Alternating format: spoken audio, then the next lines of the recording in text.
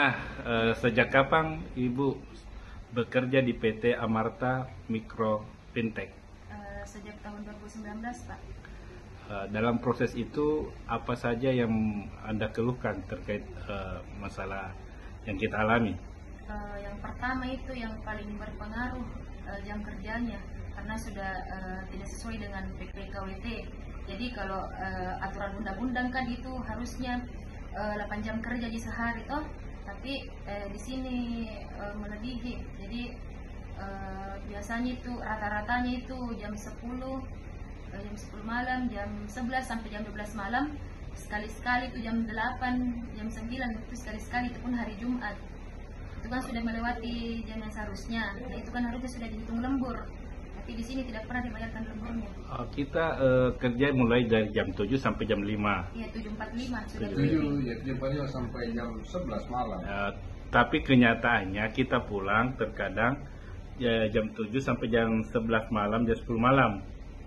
Seperti itu. Paling cepat itu jam 9. Jam 9 paling cepat. 9, iya. Sejak kapan itu masuk kerjanya sampai sekian lama? Jadi waktu awal-awal itu dia masih normal kayak jam 6 sudah selesai, waktu masih awal-awal buka 2019 sama 2020. Ya. Tapi setelah COVID, di situ mulai muncul mitra bermasalah. Akhirnya di situ kita sampai tengah malam nih. Berarti 2020 lah hitungannya, 2020 sampai sekarang. Oke, Ibu Ana, untuk permasalahan ini, masalah jam kerja ini, apa yang menjadi harapannya untuk PT yang tempat kita bekerja? Harapanku harusnya bisa ikuti aturan yang ada. Jadi kita yang pertama mungkin kita bisa batasi jam kerjanya. Kan ada yang namanya home visit, kita bisa input di esok harinya ke dalam minggu itu, atau mungkin lemburannya yang dibayar. Ya, dia bisa masuk terhitung lembur. Iya, terhitung lembur. Ini tidak pernah dibayarkan ya dari 2019 kita masuk lembur. Tidak pernah. Terus pernah dibahas masalah bonus itu, apa maksudnya itu? Bonus-bonus yang katanya itu secara tertulis. Oh iya, ada apa ESOP employee apa itu, pokoknya ada katanya saham yang diberikan sama Amarta. Nah itu tidak semua dapat karyawan yang terpilih. Nah kebetulan saya dapat. Nah itu buktinya ada SK-nya tertulis resmi. Itu katanya senilai 13.700 sekian lah nilai sahamnya, tapi sampai sekarang tidak ada kejelasan. Apakah perusahaan yang Ibu tempat kerja itu pernah menanyakan bahwa memang kita pernah mendapatkan penghargaan seperti itu? Iya, saya pernah tanyakan itu waktu meeting, tapi tidak ada jawabannya.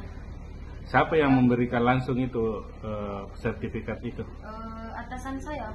Siapa namanya?